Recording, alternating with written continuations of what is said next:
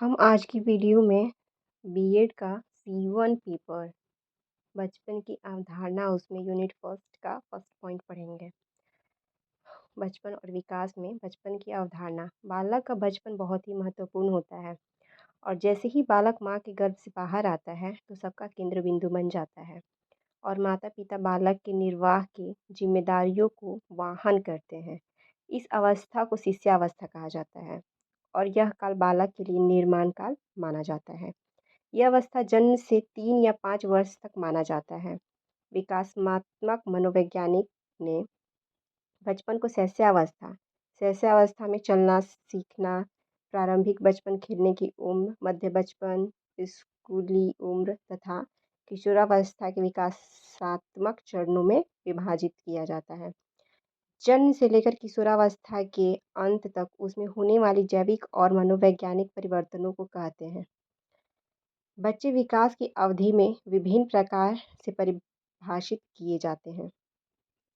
इसमें पहला पॉइंट है नवजात शिशु, जो कि जन्म से मतलब उसको 0 से 1 माह तक कह सकते हैं। उसके बाद दूसरा होता है शिशुकाल, जो कि 1 माह से 1 साल तक होता है। फिर होता है नन्हा बचपन 1 से 3 वर्ष तक। फिर प्री स्कूल बच्चा होता है, जब हम पढ़ाई शुरू करवाते हैं बच्चे से, तो 6 से 13 वर्ष तक। किशोर एवं किशोरी को की अवस्था होता है 13 से 20 वर्ष तक। अब आगे बढ़ते हैं बचपन की परिभाषा। तो बचपन की परिभाषा में बहुत सारे वैज्ञानिकों ने अपने अपने तरीके से कहा है।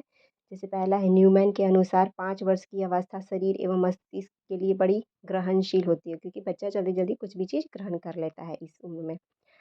फिर दूसरा है कोल एवं रूस के अनुसार वास्तव में माता पिता के लिए बाल विकास की इस अवस्था को समझना कठिन है। तीसरा है ब्लेयर एवं सिम्पसन के अनुसार शैक्षिक दृष्टिकोण से जीवन चक्र में बाल अवस्था से अधिक कोई महत्वपूर्ण अवस्था नहीं है। उनकी आधारभूत आवश्यकताओं उनकी समस्याओं तथा परिस्थितियों की पूर्ण जानकारी होनी चाहिए, जो उनके व्यवहार को रूपांतरित एवं परिवर्तित करते हैं।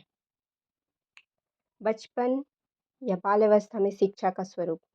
बाल अवस्था शैक्षिक दृष्टि से बालक के निर्माण की अवस्था।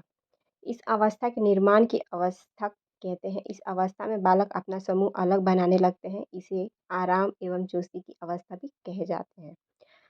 किलपैट्रिक ने इस अवस्था को प्रतिद्वंद्वात्मक एवं समाजीकरण का काल माना है। विद्यालय में भाग लेकर बालक में अनुशासन, आत्मनियंत्रण, स्नेह, सहानुभूति, सहयोग आदि सामाजिक गुणों का अधिकतम विकास होता है।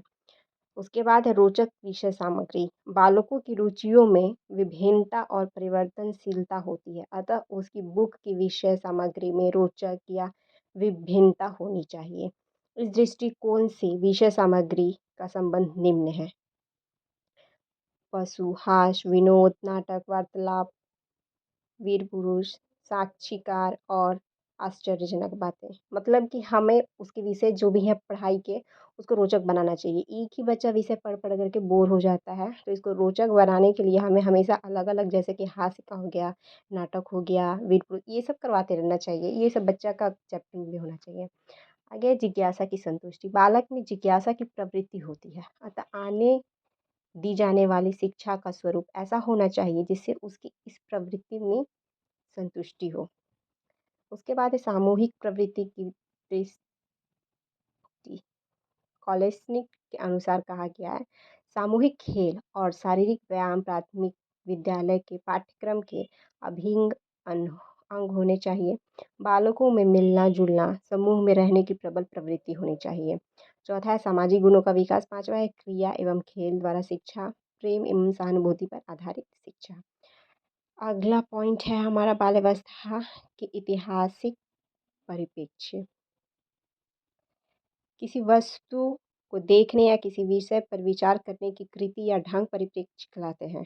वह परिस्थिति जिसमें कोई घटना घटित हो, उसी को परिप्रेक्ष्य कहते हैं। पहला है तारतम्य, दो वस्तुओं को क्रमशः घटने और बढ़ने का भाव। दूसरा बचपन की उम्र सीमाएं। तीसरा बचपन की विकासात्मक चरण। चौथा है बचपन की स्वास्थ्य एवं स्वास्थ्य बचपन।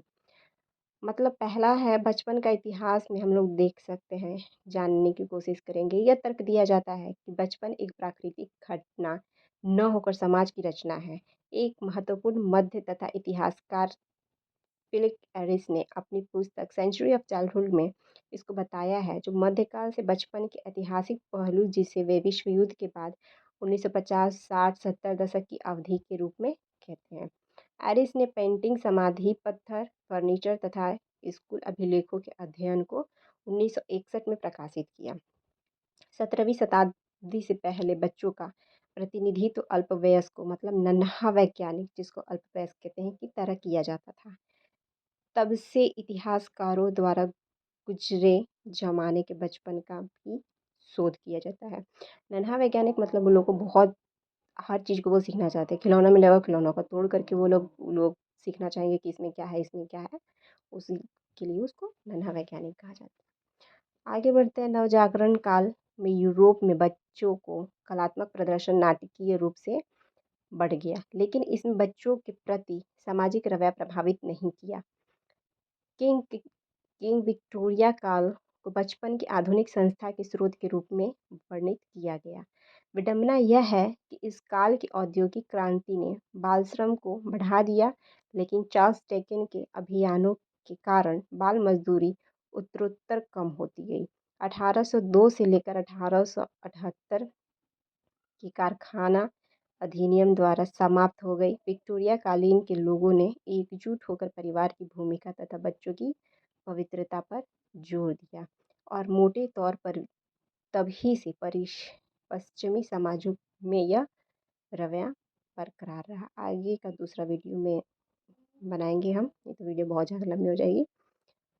तो यहाँ तक देखने के लिए धन्यवाद।